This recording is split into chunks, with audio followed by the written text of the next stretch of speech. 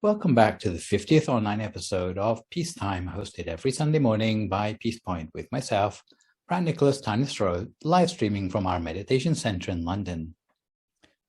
Last time you saw me, we looked at blessing number 8 on mastering your craft. With the Dhamma talk today, we will continue our series on enlightened living with blessing number 9, artfulness in usage, or perhaps put more simply, self-discipline. So today's session will run to about an hour and 10 minutes, starting with a 25-minute talk to define self-discipline and look at how Buddhist householders are supposed to keep the precepts. Then 25 minutes of meditation and 20 minutes to explain monastic approaches to self-discipline. I should point out from the start that this blessing of the Enlightened Living series is almost identical to the 4th lecture of the Buddhist Concept series, which I've already given as B005, Avoiding Unwholesomeness. But as today's lecture is supposed to delve deeper into the Buddhist roots of knowledge, although there is some overlap of content, today I've added in more detail concerning definitions, scriptural examples, and the monastic side of self-discipline.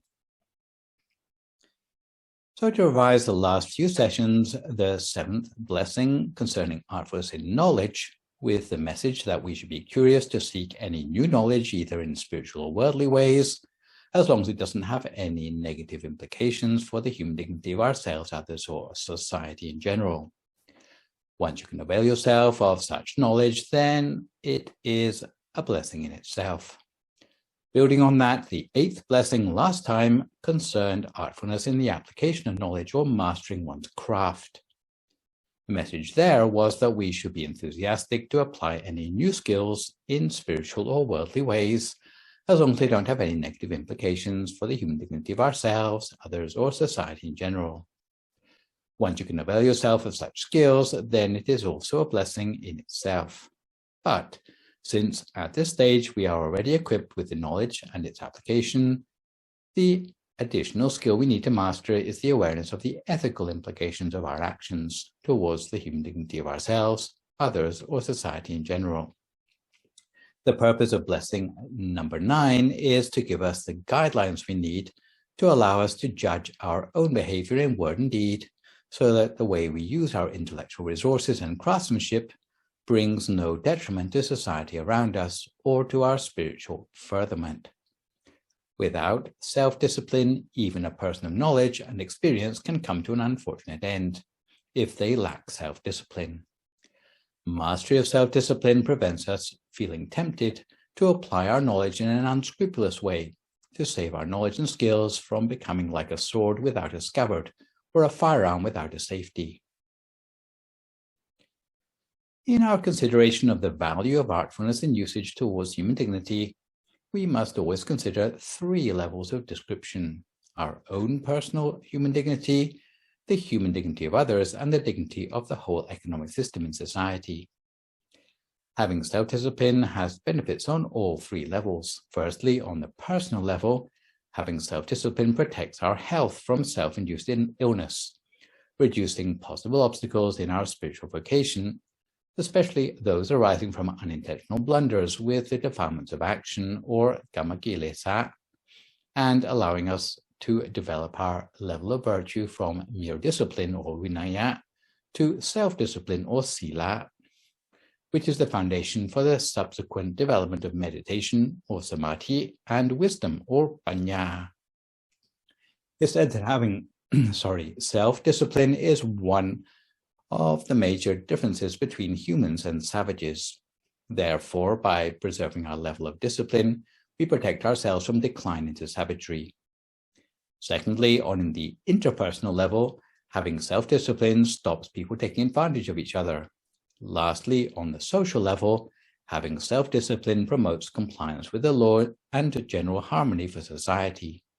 Of course, it's an advantage to know all the theory about self-discipline and how to acquire it. But it's not until you actually become a person with self-discipline that you will really start to gain the benefits from this blessing. From person to person, the intellectual resources and the level of craftsmanship may not be the same. However, even more important than the knowledge and skills a person has is the potential damage they can do to themselves, others, and society if they have no ethical discretion about how to use that knowledge and skill. This is why it's vitally important that everyone has virtue to go hand in hand with their knowledge, specifically the virtue to know the negative implications of any deeds that they may do or the words that they may say.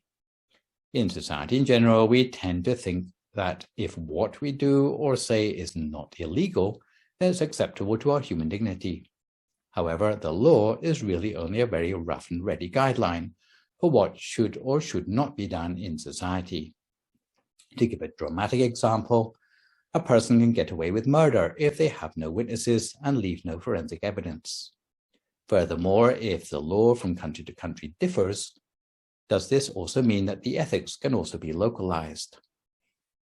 In some countries, the law may be used to suppress freedom of expression, so the law alone doesn't give us sufficient guidelines for the preservation of human dignity at any of the levels of description.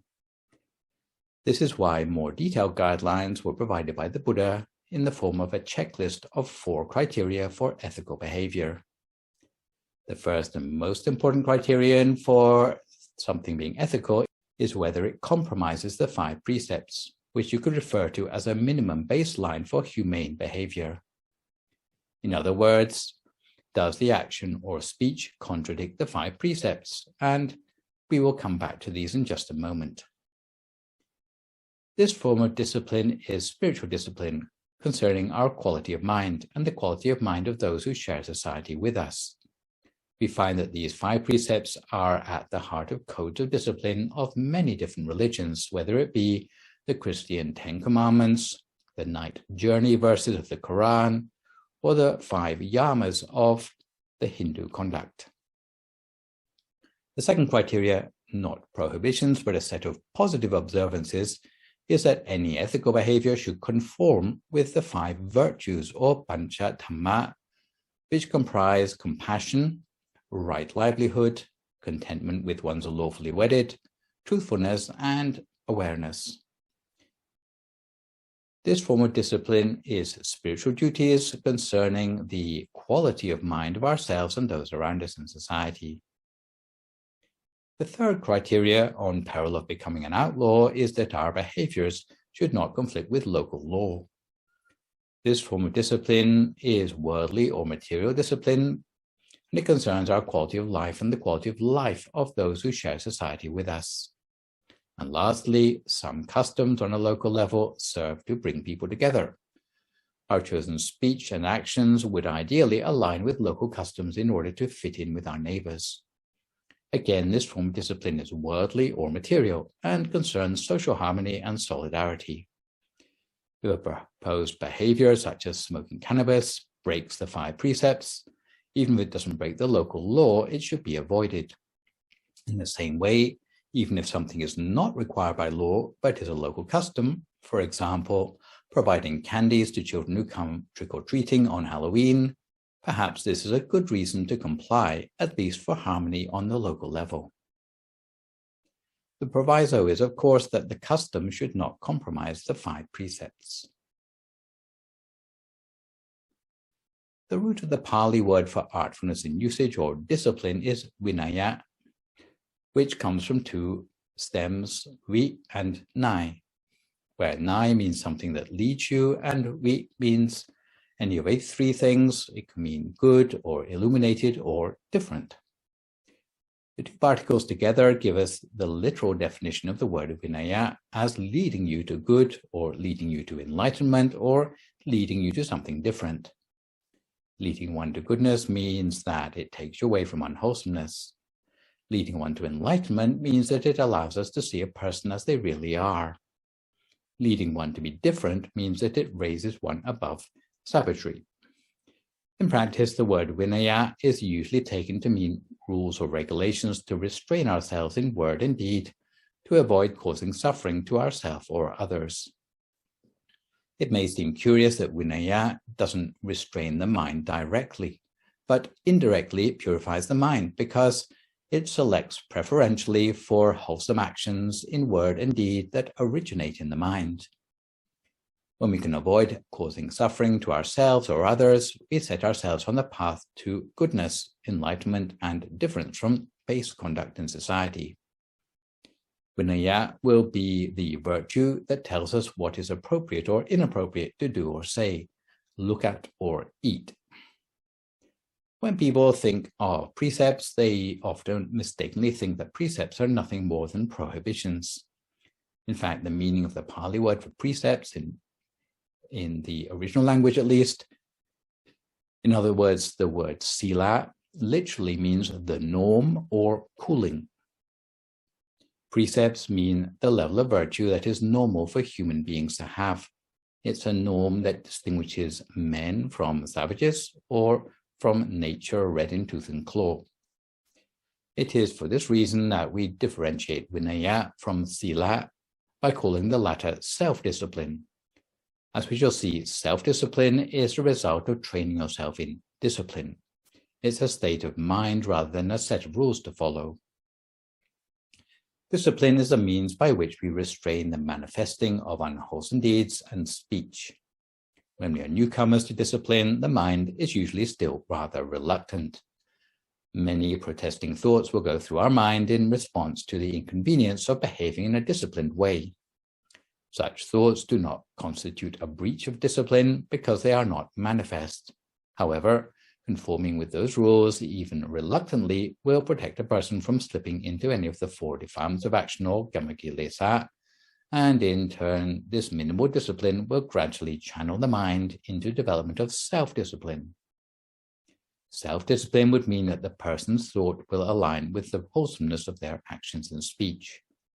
At this point, the reluctance in the mind will have been overcome, indicating that one has started to be a teacher to oneself sufficiently well to be able to police one's body, speech, and mind without the need of any further rules or regulations to force such behaviors. In a technical sense, this mature form of self-discipline originates directly from our conscience, would be referred to as Arya Sila or the perfection of Sila, topics which we'll come back to in more detail a little later on. Having rules to stop you from doing certain things, of course, helps a person to become more aware of those behaviors and, by extension, more aware of themselves.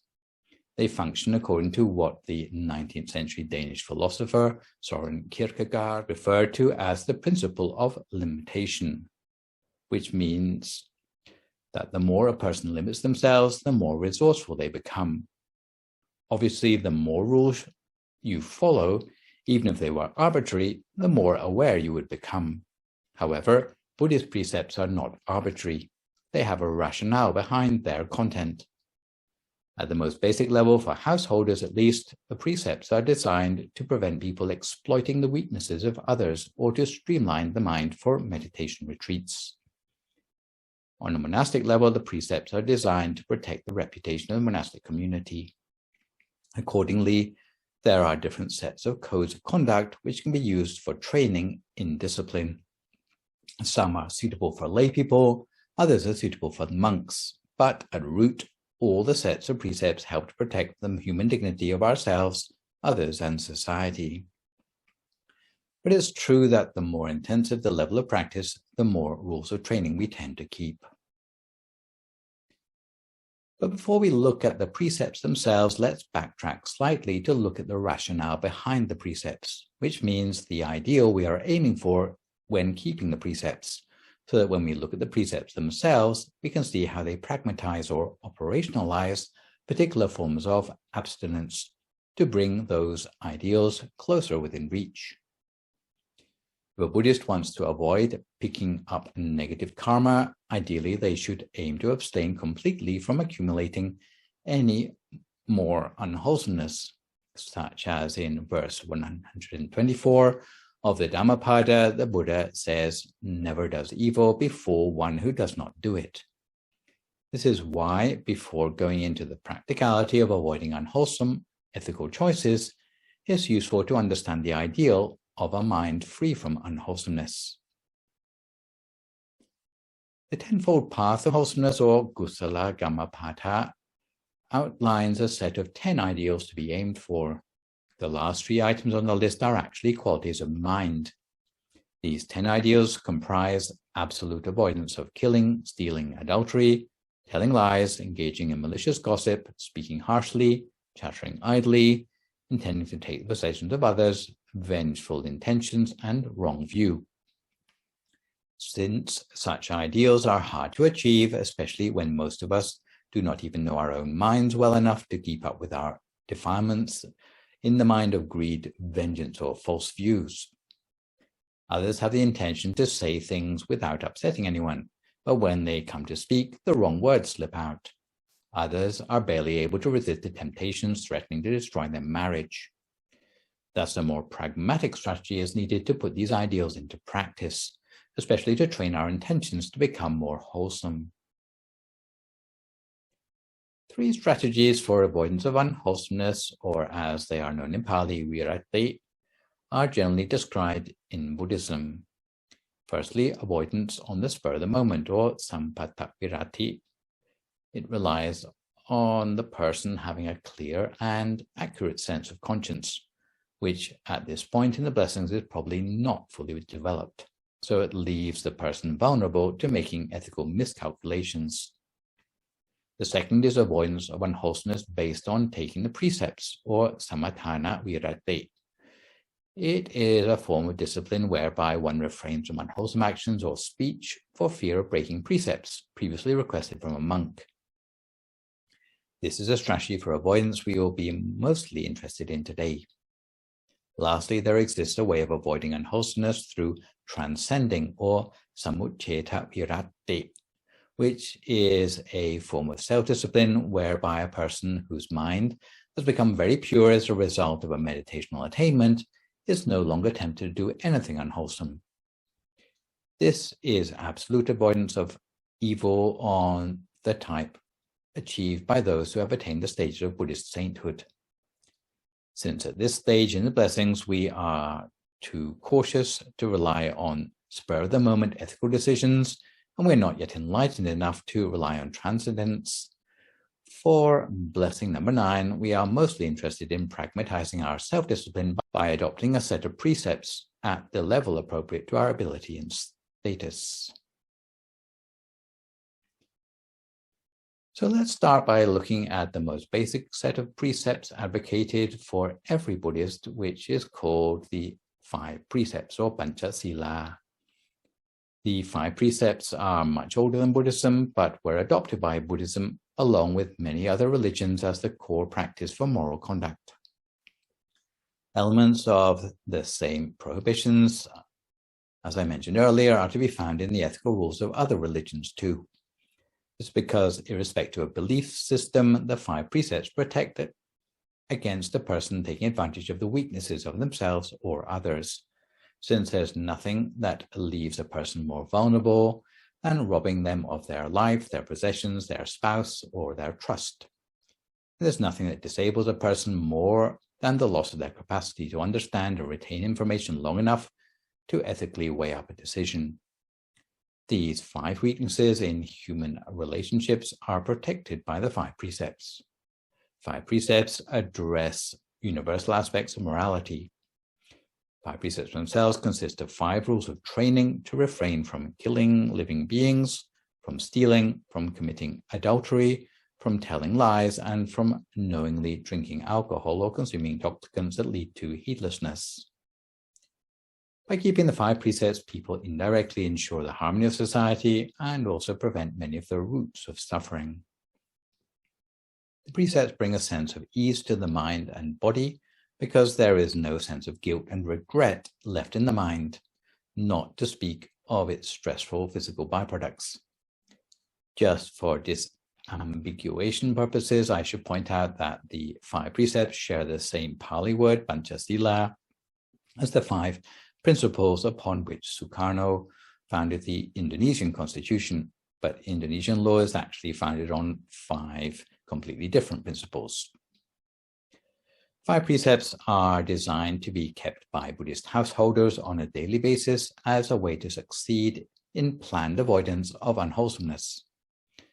In an attempt to make such guidelines easy to understand, they were always enumerated as rules of training or Erakapatta, by which one's conscience is treated as a work in progress, where you are constantly improving yourself rather than commandments intended to produce guilt or about sin or attract punishment. The Buddha was not even the originator of the 5 precepts because they are thought to predate Buddhism, like a defining blueprint for humanity itself.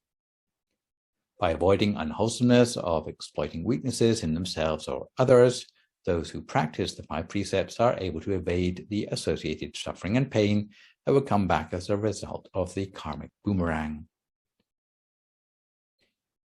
There are some contemporary Buddhist traditions, like that of Thich Nhat Hanh's 5 mindfulness trainings, that have missed the point slightly and elaborated the 5 precepts into ideals. But this form of moral escalation actually makes it much harder for the person keeping the precepts to actually know if they have succeeded or not. To keep things clear, in early Buddhism, ideals were kept separate from precepts to help Buddhists train themselves to actually keep the precepts in a way that they can be confident about, especially about the integrity of their self-discipline. To this end, each precept was defined in terms of the components necessary to cause the precept to be broken. To take the first precept of not killing as an example, there are 5 components. Firstly, the victim must start out alive. Secondly, the perpetrator must be aware the victim is alive. Thirdly, the perpetrator must have the intention to kill the victim. Fourthly, the perpetrator must exert effort towards killing the victim. Fifth and lastly, the victim must die as intended. All 5 of the components must be triggered for the precept to be counted as broken. Therefore, if some wild animal runs out into the road and you run it over in your car because you don't have the intention to do so, then that wouldn't be counted as breaking the precepts. With the other 4 of the 5 precepts, the components of each precept reflect the investment of intention, effort, and fulfillment and awareness of what is happening. Of course, the operant action for each precept will differ. Removing an object from its owner's possession for the second precept, sexual intercourse with someone else's partner for the third precept, misrepresentation of the truth for the fourth precept, and consumption of an intoxicating drink, non-medicinal drug, or tobacco product for the fifth precept. For all these precept components, if in any situation not all components have been breached, although the behavior may incur bad karma, the precept is still not regarded as having been broken. This is not to say that unwholesomeness does not arise in the mind in proportion to the number of components breached. The idea of keeping the precepts is eventually that they will become internalized or second nature in a way that makes them transferable, even to situations not explicitly mentioned in the precepts themselves. The precepts thus become a force to bind people together in society with trust and integrity. If a Buddhist has intended to keep the precepts but fails to do so, then they simply renew their precepts by saying the Pali formula, Erakapatta, Veramani, and so on, to themselves, or repeat it after a monk, next time trying harder to keep their precepts intact until they can succeed. Beyond the 5 precepts, there are several other elaborations of self-discipline that have more ambitious objectives, namely 8 precepts and the monastic precepts that I will come back to after our meditation. To elaborate first of all on the 8 precepts, these are a set of rules of training which expand on the 5 precepts with adjustment of the 3rd and 5th precepts and addition of a 6th, 7th, and 8th. The precepts themselves consist of 8 rules of training. Firstly, not to kill living beings. Secondly, not to steal. Thirdly, not to be uncelibate. Fourthly, not to tell lies. Fifthly, not to drink alcohol or consume intoxicants. Sixthly, not to take meals between midday and dawn. Seventh, not to indulge in romantic entertainment or immodesty. Eighth and last, not to be indulgent in one's sleeping habits. The 8 precepts are intended to be kept by Buddhist householders during the times of intensified training, especially on meditation retreats or for self-purification on a periodic basis, such as once or twice a week. 8 precepts are sometimes called Uposathasila. The only real difference between 8 precepts and Uposathasila is the length of time a Buddhist is expected to keep them. The content is the same, but usually for Uposathasila, a Buddhist will only keep them on the quarter moon days, with the possibility of 1 day before for preparation and 1 day after for debriefing. For the 8 precepts, the length of time is flexible. As it happens today, we have 2 stories with a sort of creature called a Naga. And just before you give me a hard time for having you believe in imaginary pre-scientific Buddhist life forms, I just post an oarfish photo for you to mull over the limits of our knowledge concerning the extent of strange waterborne species on our planet. In any case, if you remember back to my discourse on Buddhist cosmology and the 31 realms, which you can find at B063, you will already know that Nagas are a sort of very large serpents, which have the ability to shapeshift into human form. They belong to the first level of heaven, and in the form of a serpent, they are huge in size and extremely dangerous. But when they take human form, they are able to mingle with regular human beings, although they have to restrain their dangerous powers to do so. If they are not in the human realm, Nagas tend to have their own dimension at the bottom of rivers or lakes. So the story I'm going to share today was one which the Buddha told to give encouragement to a group of lay followers who were strict in keeping the 8 precepts or Uposathasila on the full moon days. The reason he told the story was that he wanted to show that in a previous existence, he too had strictly observed the 8 precepts on the full moon days, even without the encouragement of a teacher, although he had to make great sacrifices to do so. So here comes the story, as it is told in the Bhuridatta Jataka, or the 543rd birth story of the Buddha. At that time, the Bodhisattva, or the Buddha to be, was born as a prince called Bhuridatta to a regular human father and a Naga mother. He and his father regularly went to discuss matters of importance with the king of the gods who lived in the second level of heaven. These meetings made the Bodhisattva long for the splendor of heaven and began faithfully to uphold all the 8 precepts of the Uposathasila on the full moon days to ensure rebirth there. Initially, he did this in an empty palace in the Naga realm, but he kept getting interrupted. So he started to observe the 8 precepts in the human realm because nobody would bother him there, even though as a Naga, this made him rather vulnerable.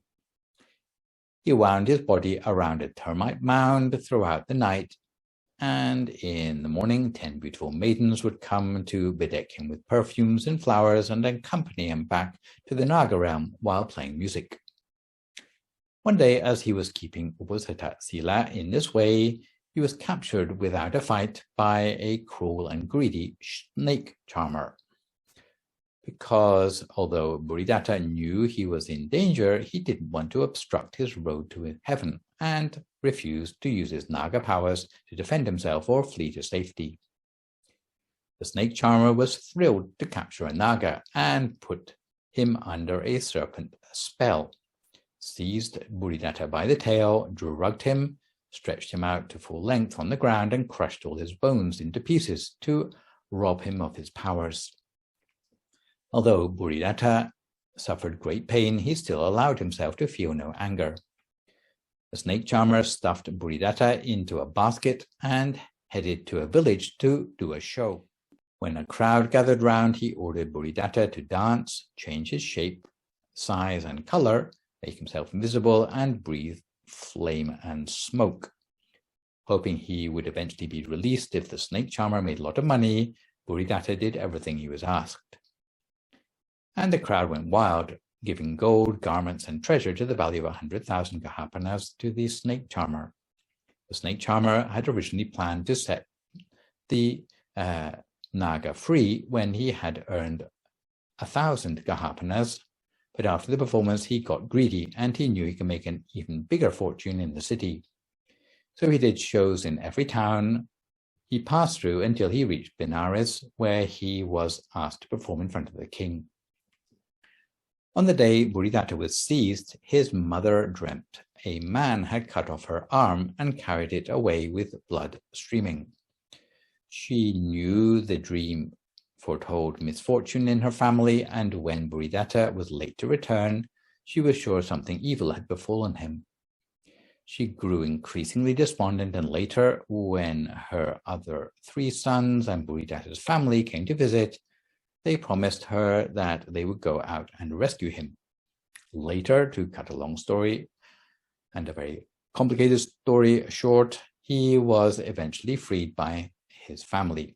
When Bhuridatta reached old age, having faithfully kept the precepts his whole life, in spite of life-threatening dangers, upon death he earned the place in heaven he had worked so hard to achieve.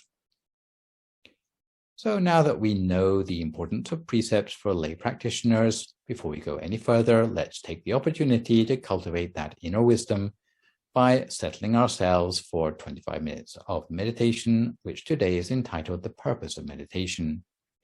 If at this time you would like to find a comfortable sitting position for yourself, you can follow my guidance.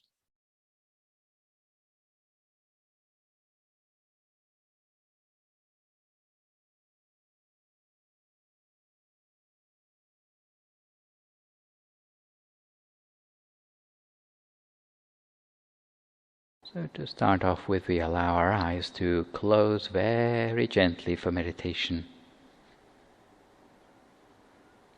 Be careful that you have closed your eyes as lightly as possible,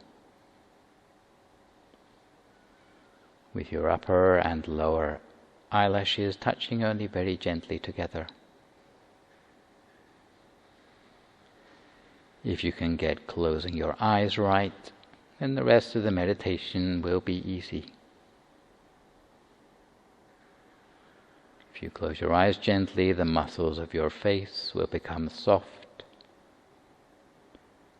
and all the rest of the muscles in your body will become relaxed in the same way.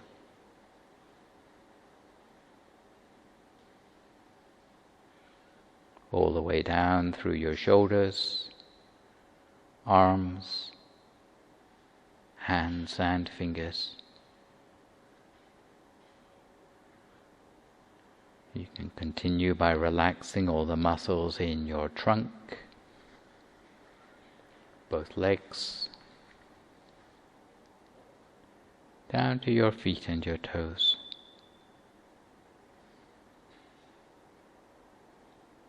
All of this follows from closing your eyes in the correct way. So don't overlook the importance of this, even though you hear the same advice every time there's a guided meditation. So there's nothing holding you back from the attainment of inner peace within yourself. And we might reflect that our time in this world is fairly limited. Our life can come to an end without any warning at any moment. And if we hope to achieve success in our meditation within our own lifespan, and it's better to make sure we've understood the technique as well as possible, to be able to make some sort of breakthrough in our meditation in our remaining time.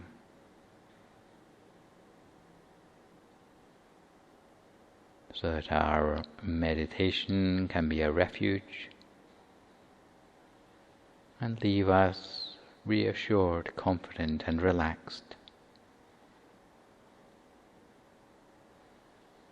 So we make sure that our state of mind is light and relaxed, putting aside any worries or concerns, anything superfluous to our practice.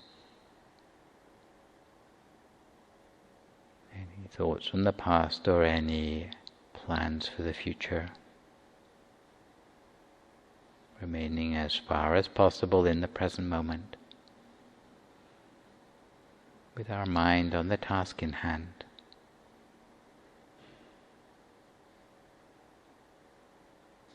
And at the same time, we conjure up a sense of happiness and joy in the mind, as if tiny particles of happiness and joy completely fill our body and mind. And if a sense of happiness and joy doesn't come naturally to mind, we might cast our mind back to a time in our lives when we felt truly happy, reconnecting with that feeling rather than the particular circumstances, and allowing that sensation to grow and spread within ourselves until we feel fully relaxed both in body and in mind. And from there we bring our attention gently to the center of our body. We give ourselves a feeling at the center of our body that there is a bright, clear sphere of light shining, as bright and clear as a diamond or a mirror, or like a drop of water, like a crystal ball inside us. And we keep our attention on this bright inner object as continuously as we can for as long as we can, lightly and gently. If you need to, you can make use of the sound of the mantra to keep your mind free of thought, hearing the sound of the words Samma Arahang, Samma Arahang, Samma Arahang, for as long as it's useful to keep your attention on track, continuously at the center of the body. So you have two things in your mind in effect: the inner object and the sound of the mantra. And two things hand in hand will keep your mind free from distraction, because any distractions will only hinder our access to inner experience.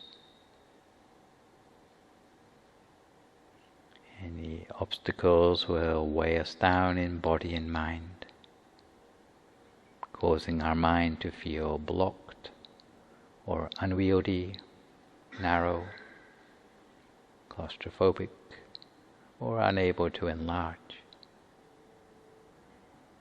So the only way to gain levity of both body and mind is to relocate our attention within the space of the body.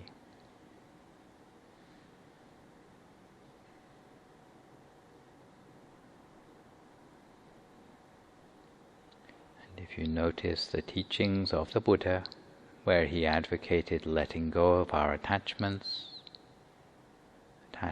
to everything, whether it be animate or inanimate objects, to let go of any grasping, because these fetters are of no benefit to us. They cause us to feel weighed down in body and in mind. They blot out the inner source of brightness. They may cause us to lead our lives unskillfully. So we might remind ourselves of this teaching on non-attachment, whether we start with ourselves and work our way gradually outwards, or we start on the outside and make our way gradually inwards. We can look at our own bodies, our hair, skin, teeth, fingernails, toenails, and the way they deteriorate, in spite of our best efforts with cosmetics. It means that they are of a nature to disintegrate. It applies to our bodies, our clothes, even the jewelry we wear is of the same nature, because they all have a limited lifespan. As we reflect from the inside out, to our furniture, our homes, all have limited lifespan. The cars we drive, our investments, land and assets are all temporary. Even our neighborhood, the roads that connect them, municipality, county, country, and even the globe and universe itself are eventually going to deteriorate. So we must let go of our attachment to any of these things. Pinning our happiness on any of these things is of no use to us. It imprisons the mind by hitching it to things that are without ultimate meaning. We can live out our whole lives without coming to an end of material attachments to worry about. If we think of those things which are external to ourselves, they just weigh us down both in body and in mind, and they blot out the inner source of brightness. They impede us from attaining inner experience or an inner refuge. If we reflect on these truths momentarily, each time before we meditate, and it only takes a minute, that all conditioned things are impermanent, even our own body, and of a nature to deteriorate, then we'll be able to let go more easily. If our mind lets go of attachment to the things outside ourselves, no matter whether they come to us via our eyes, ears, nose, taste buds or touch, any of the five senses, then our mind will return within the space of our body and come more easily to a standstill at the center of the body. If the mind comes to a standstill within, then inner illumination will arise. The opportunity for us to make the inner journey of the mind will dawn for us. Our mind will feel as if it's broken free of all forms of unwholesomeness and harm previously present in our lives. The mind will become increasingly subtle and refined. The deeper the mind reaches, the purer it will become. It will become so pure that we can see the purity of our own mind as a crystal sphere within us. And it's a purity that goes beyond a mere subjective feeling, but it will allow us to access a form of inner vision known as insight. An inner sphere that is the culmination of perception, memory, thought and cognition. Something that's more than just our imagination, but a real phenomenon which increases the whole sense of well-being within ourselves. So we continue to focus our mind gently at the center of our body, letting go of anything else that's not relevant to our practice. Lightly, gently and continuously, maintaining our mind with the inner object, whether it be something we see or something we feel, at the center of ourselves. Each to our own practice for a few more moments now in silence until we come to the appropriate time.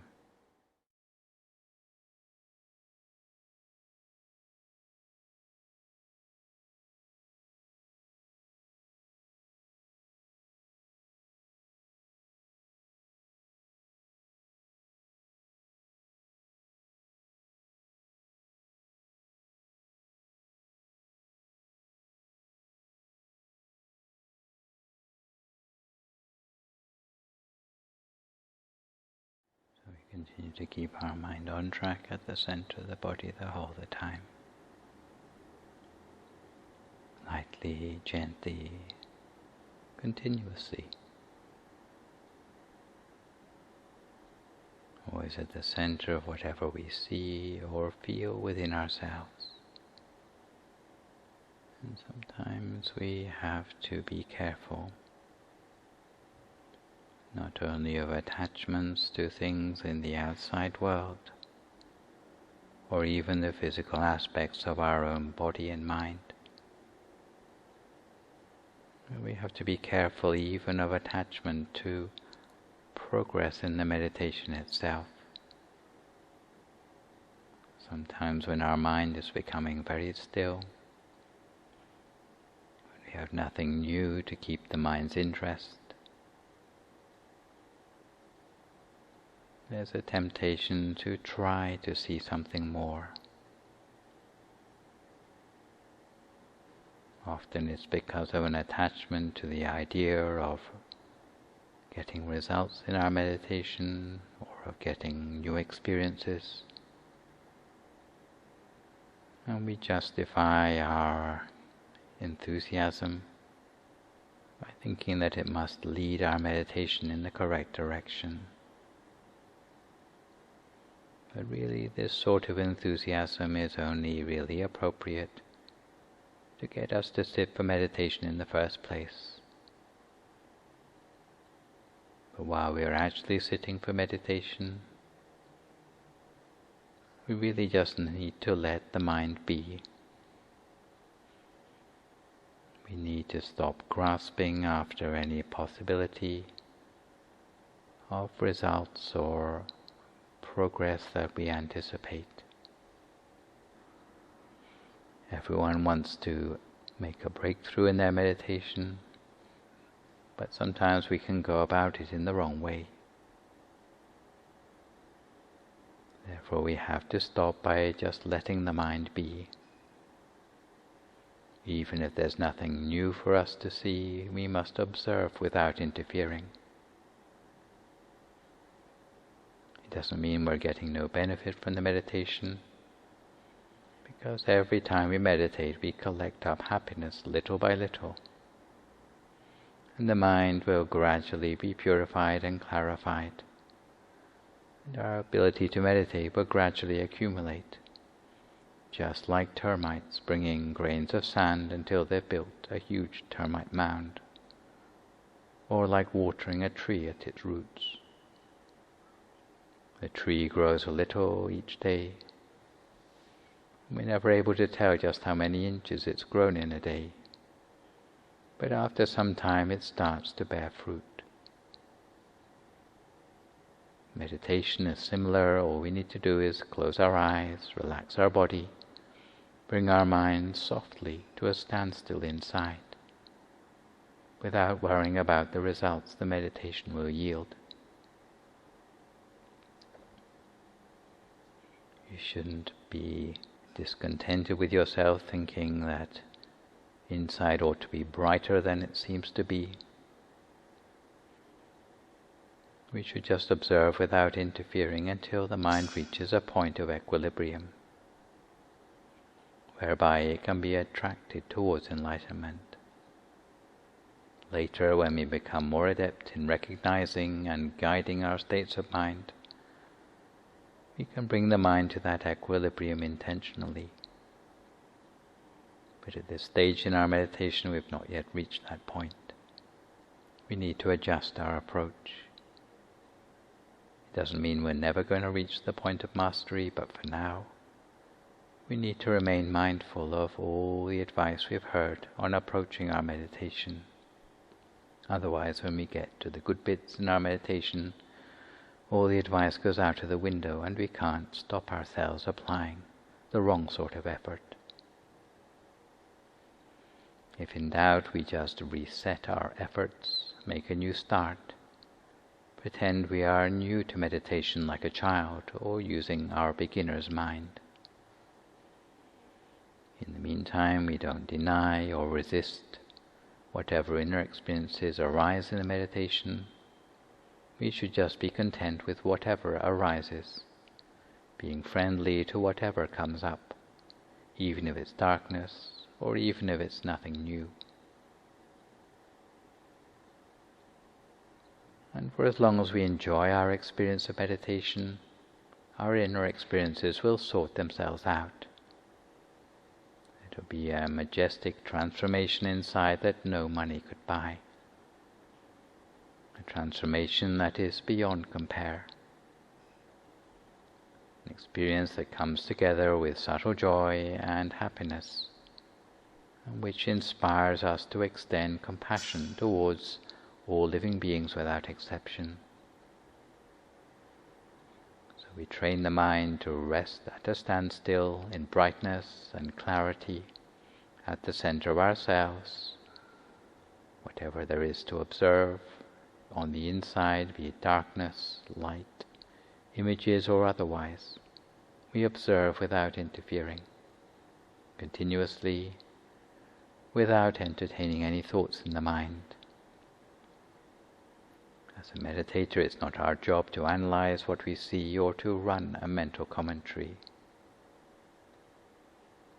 So we train ourselves in this way, both when meditating or even as we get up to do other things in our lives, whether standing, walking, sitting or lying down, whether eating, speaking or exercising, until having our mind at the center becomes second nature. We already have all the knowledge we need to succeed in meditation. Whoever you are, inner experience awaits you within. So it's not a question of whether the breakthrough will come for us, it's just a matter of time and consistency in our practice. We adapt our practice to continue alongside whatever life may throw at us, like a point of stillness in the eye of the storm, or an oasis in the desert, attracting abundance into our lives on all possible levels. So we continue to train our mind, train our attention lightly, gently and continuously at the center of ourselves for a few more moments now in silence until we come to the time for our loving kindness meditation.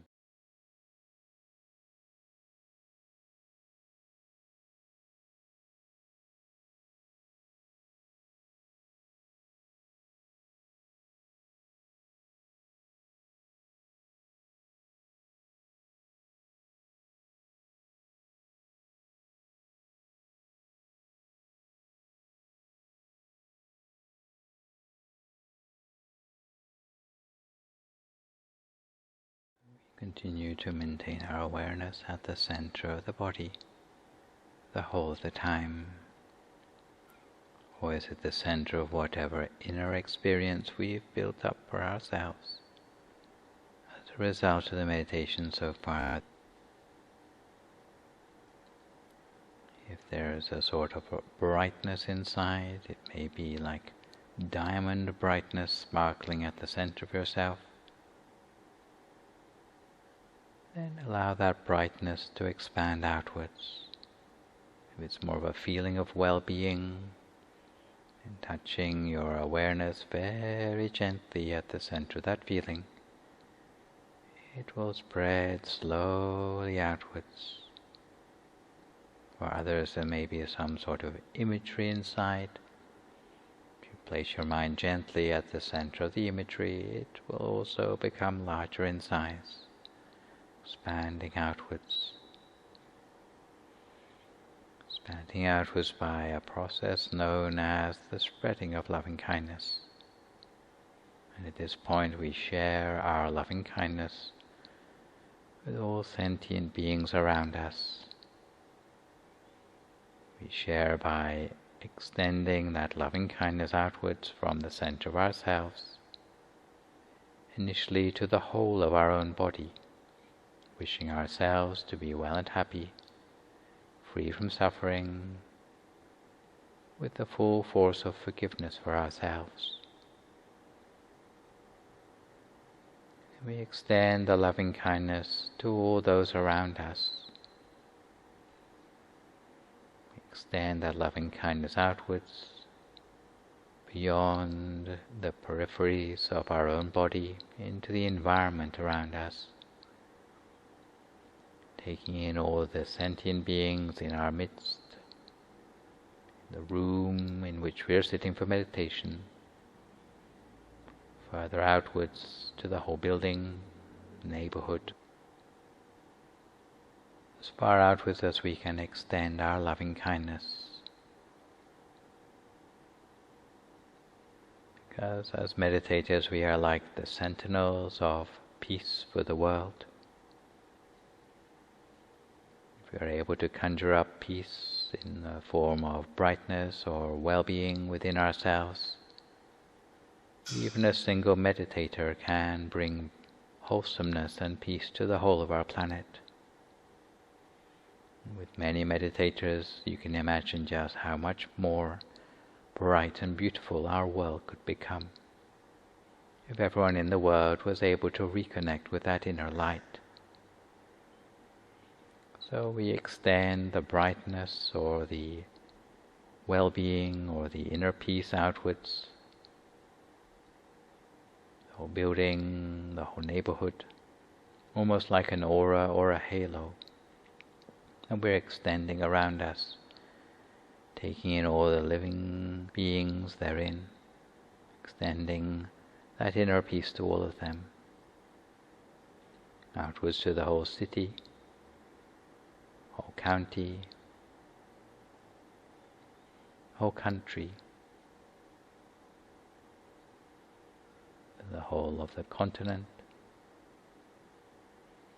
to all the continents of the world,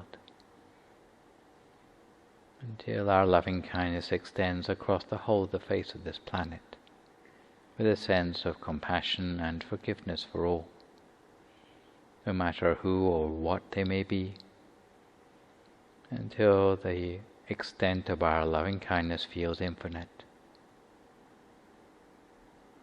It grows and expands wider across the face of our planet. The wish that everyone on earth could one day reconnect with inner light, while remaining mindful of the precious nature that all could have to also learn about the inner light of peace for their own benefit. We continue to maintain the sense of loving kindness radiating outwards from our center, and the bright diamond sparkle at the center of that, for a few more moments in silence until we come to the appropriate time.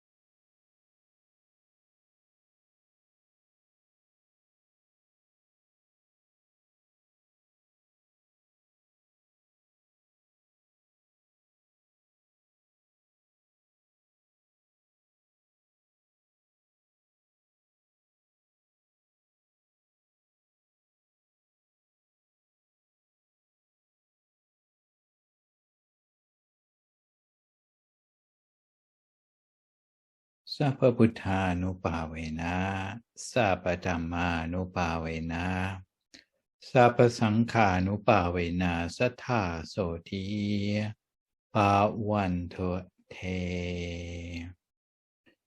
So if you'd like to come to the end of your meditation for today, you can gradually open your eyes again. If you feel at all uncomfortable, then slowly try changing to a more comfortable position before gently finishing your practice. So to turn gently back to our subject matter for today, having dealt with the precepts of lay people before our meditation, we now turn to look at the precepts upheld by Buddhist monastics. We start by elaborating on the 10 precepts upheld by novice monastics and those who have taken a lower ordination or papaja. The 10 precepts are a set of rules of training which expand on the 8 precepts, with the splitting in 2 of the 7th precept and the addition of a 10th. That is, firstly, not to kill living beings, secondly, not to steal, thirdly, not to be uncelibate, fourthly, not to tell lies, fifthly, not to drink alcohol or consume intoxicants, sixthly, not to take meals between midday and dawn, seventh, not to indulge in romantic entertainment, eighth, not to indulge in immodesty, ninth, not to be indulgent in one's sleeping habits, 10th and last, not to handle gold or silver. These precepts are intended to be kept by Buddhist novices throughout the period of their ordination. Next, let's briefly describe the precepts of fully ordained monastics, those who have taken the ceremony of Uposathasila. Fully ordained monastics have a special discipline in keeping with their aim to become enlightened within the shortest possible time, while upholding the good name of the monastic community. For the fully ordained monks, the pathway to eradicate defilements of the mind is so intensive that the self-discipline of monastics is quite exhaustive, dealing with every aspect of their lives. Fully ordained monastic conduct is a set of rules of training which expands on the 10 precepts and is meant to be kept by monastics throughout their period of ordination. Many of the additional precepts are intended to ensure that monks help maintain harmony and the good reputation of the Buddhist monastic community in the eyes of the lay supporters. For monastic precepts, generally we are familiar with the number 227, but this figure only refers to the number of precepts in the Theravadic Code of Monastic Conduct, whereas the number may be 253 for the Mula Sarvastivada Code of Monastic Conduct, which refers to Vajrayana Buddhist monks, or 250 for the Dhamma Code of Conduct for the Mahayana Buddhist monks. Where the monastic code is applied to nuns, the Theravada Code requires 311 precepts, and the Dharma Guptaka requires 364 rules. The number for Mula Sarvastivada Bhikkhunis is missing because historically the female monastic tradition did not reach as far as Tibet. The Buddha laid down the code of monastic conduct, or Patimokkha, with the idea that it may be used as a training for monks to uproot their defilements, to set a common standard of monastic behavior where a love of virtue is the norm, so that monks can have faith in their own conduct, to save monks from embarrassment when others with mind-reading abilities question their conduct, to save badly practicing monks from the unfortunate realms, and as a harbor from which monks could set sail towards nirvana. In the Vinaya and also in the Anguttara Nikaya, you can find 10 reasons for the Buddha laying down the code of conduct for monks: for the excellence and peace of the monastic community, to curb the behavior of stubborn and shameless disciples, while facilitating the happiness of the monastic community and of the monks who respect discipline. Monastic code of conduct was also meant to protect monks from defilements that might increase in the present time or in the future. To give an example, if monks are allowed to speak one-on-one with females, this may lead to more serious transgressions either in the near or distant future, such as monks getting used to spending all their time thinking about particular females. And in its role of protecting the reputation of the monastic community, the code of conduct was meant to instill faith in the public who are not yet faithful, while increasing the faith of the public who are already faithful. For the long term, the monastic code of conduct was meant to keep the teaching of the Buddha steadfast, while preserving the code of conduct for posterity. Although it would be possible to describe each of the 227 precepts, I don't think I have enough time to do that, so I will just describe the monastic precepts in terms of the categories of seriousness. The most serious are the rules entailing defeat, or parajika. These are 4 rules in the in this category: killing people, stealing sexual intercourse, and falsely claiming mental attainments. Any monk who infringes the rules of this category would immediately be kicked out of the monkhood. Even if no one witnesses the monk's misdemeanor, he is effectively no longer considered a monk. The second most serious are offences requiring an initial and subsequent meeting of the order, or Sanghadisesa. When a monk breaks any of these 13 rules, which cover things like dalliance with females or building luxurious personal accommodation, they must confess in front of a whole monastic assembly. Then the monk will be put on probation and stripped of his monastic seniority for a period of about 10 days, after which time, if he shows remorse, he can be readmitted to the monastic community. All the rest of the 227 rules are those entailing confession, and in the slide you can see that these lesser rules cover several subcategories, which include rules entailing confession, or pachitiya, rules entailing forfeiture and confession, or nisakya pachitiya, rules entailing acknowledgement, or patidesaniya, the minor transgressions, or dukkata, and wrong speech, or dupasita.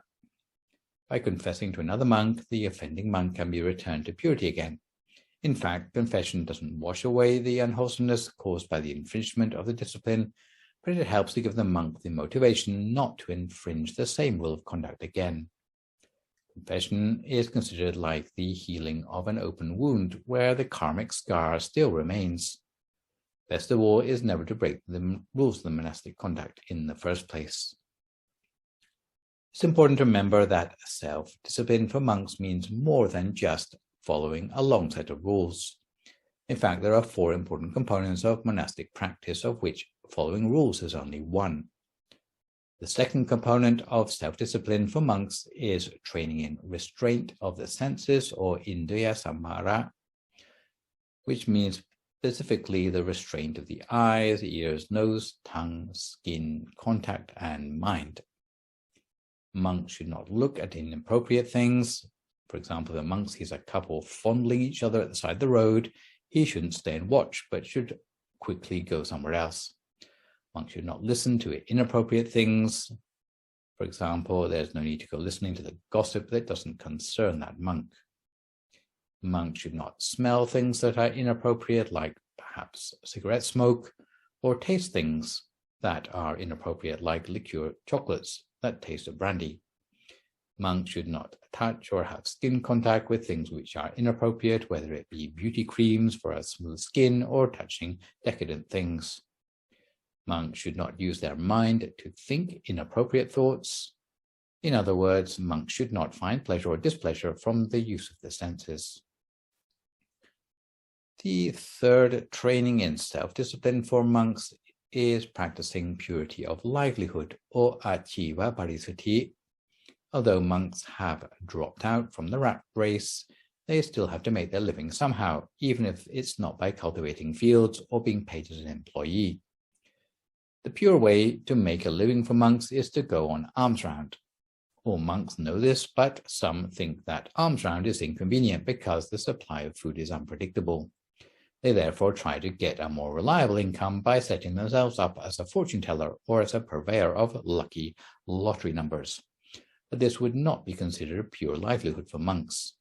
Lotteries are a form of gambling, and gambling is one of the roads to ruin. This is why if you come across monks who encourage and make a living out of predicting lottery numbers, you shouldn't encourage them, because they're in breach of monastic discipline. Fortune telling by monks is no better than lottery tips, because fortune telling in effect is just a pseudoscience where the gullible see divination at play, whereas in all likelihood there's nothing more than probability. The punters only tend to remember the predictions that come true. To many, these self-fulfilling prophecies are easier to believe in than facing up to the responsibilities implied by the causes and effects of karma. The fourth and last training in self-discipline for monks is to reflect on the 4 requisites that support them, or paccaya paccavekkhana. This is the practice by monks of recollection or reflection on the 4 different sorts of requisites, either before, during, or after use. The 4 requisites comprise clothing, food, shelter, and medicine, and are basic for survival. Monks must consume no more requisites than are required to keep the body going, in the same way as fuel keeps a car mobile. Most people use the requisites of life without distinguishing between need and want, but for monks, the proper practice is to use the requisites to train oneself in moderation. So just before we conclude today, there is one more Naga story from the Dhammapada I would like to share with you, because it is an illustration of how difficult it is for monks to keep their self-discipline and the dangers involved. Once upon a time, there was a Naga king called Erakapatta, which literally translates as Eraka leaf, because in a previous lifetime and during the dispensation of Kassapa Buddha, this particular individual had been a monk for 20,000 years in a forest. As some monks still do, he used to go for his alms round while paddling his own boat. But one day, as he was going along, he accidentally grasped a leaf of an Eraka plant, which is probably a kind of water weed, and it snapped off in his hand. Unfortunately, in the Code of Monastic Conduct, there is a minor rule that prohibits monks from destroying foliage. Although he practiced meditation for 20,000 years in the forest, at the moment of his death, he didn't think about his meditation, but he obsessed instead about the supposed lapse in his self-discipline. And because of his great remorse, instead of being born in a high level of heaven, much to his grief and despair, he was reborn as a huge Naga serpent. The reason he was so sad was because he realized how, having been reborn in animal form, it would be hard for him to continue on his pathway towards enlightenment. Because Nagas have very long lifespans, he bided his time and waited for the appearance of the next Buddha. Since Erakapatta had a very beautiful daughter, he asked her to help him track down the Buddha of the new era. To attract the attention of anyone who knew the teachings of the Buddha, she danced and sang a riddle, which only someone with the knowledge of the Buddha would be able to answer. She offered herself in marriage to anyone who would sing a reply to her song. Erakapatta hoped thereby to become aware as soon as a Buddha should appear in the world. The riddle constituted 4 questions. Firstly, who is a ruler? Secondly, is one who is morally dysfunctional to be counted as a ruler? Thirdly, what sort of ruler is free of moral defilements? And lastly, what sort of person can be considered a fool? Many unsuccessful suitors came and went, unable to answer the riddle to the satisfaction of Erakapatta's daughter, and an interval between 2 Buddhas passed, and still no one was successful. At last, a young Brahmin called Uttara, who was later to become a stream enterer, managed to answer the riddle. He gave the 4 correct answers: that whoever controls the 6 senses is a ruler. Secondly, whomever is overwhelmed by the mist of moral defilements cannot be called a ruler, since rulers must be those free of craving. Thirdly, a ruler free from craving is one who is free from moral defilements. And lastly, the person who hankers after sensual pleasures should be called a fool. Uttara's correct answers were to lead Erakapatta to the Buddha, and later Erakapatta was able to receive a teaching from the Buddha. However, the Naga was again seized with great sorrow on account of his condition, and would also have attained stream entry had it not been for his animal nature. As a result of the whole tragic story, the Buddha spoke the familiar 182nd verse of the Dhammapada that Kicho manusa patilapho, kichang machana chivitang, kichang sathamma savanang, kicho buddhanang uppato, which translates as, it is hard to gain rebirth in human form. Hard indeed is the life of mortals. It is hard to hear the sublime teachings of the Buddhas. It is hard for the Buddha to arise in the world. In theory, if the monk in the past had focused on his meditation instead of his perceived transgression, he would have attained enlightenment much more easily. This is why a major component of self-discipline, at whatever level we practice, is concerned with keeping our mind bright and clear as a result of our conduct in word and deed, rather than being obsessed with these small details. So in conclusion, what you may have gathered about self-discipline from my session today, whether applied to lay Buddhists or to monastics, is that it involves a lot of things called precepts, which are shalt not abstentions, couched in the terminology of rules of training. They start out as prohibitions from action of word and deed that take advantage of the weaknesses of others, although in more elaborate sets of precepts, the rationale extends to streamlining the mind for meditation, and if you are a monastic, to preserve the reputation of the monastic community, and to preserve the teaching for perpetuity. What you will see, though, especially with the monastic way of practicing self-discipline, is that the rules are a means to an end of internalizing self-discipline as part of one's character, a quality known as noble self-discipline or Arya-sila. Once self-discipline becomes internalized, then it will be realized that even simple acts such as picking up litter in a public area, put in a trash can be considered an act of self-discipline too, because it's a small act of self-sacrifice for the greater good. Also, in order to see what we are really aiming for when we internalize self-discipline, apart from attaining the tenfold path of wholesomeness, I've included a slide of the second of the 10 perfections that shows that self-discipline, practiced correctly, will allow us to overcome any shoddiness still lingering in our character that affects the wider community, while avoiding any behaviors likely to bring us into conflict with others, just like the yak that takes the trouble to extricate its tail from a thorn bush without leaving behind a single strand of hair. Our precepts can therefore be thought of like a mold which transforms worthless clay into luxury tableware. In the same way, the precepts shape our lives to upgrade our character from savagery to humanity. So this session, I have introduced you to blessing number 9 on self-discipline. For my next live session online with you, fingers crossed, which will be a week on Sunday morning, I will move on to the 10th blessing on the topic of skillful communication, which explains how speaking artfully can be a pathway of blessings. For good measure, I'd like to remind viewers you can email your questions about meditation or what you've heard in the lecture to the email address you can see spelled out on the slide. And I'll do my best to answer those questions on my next session. In the meantime, try to stay healthy, avoid recklessness or complacency in the face of the virus, maintain a positive mood, speak only positive words, forgive others, and extend good wishes to others and meditate daily.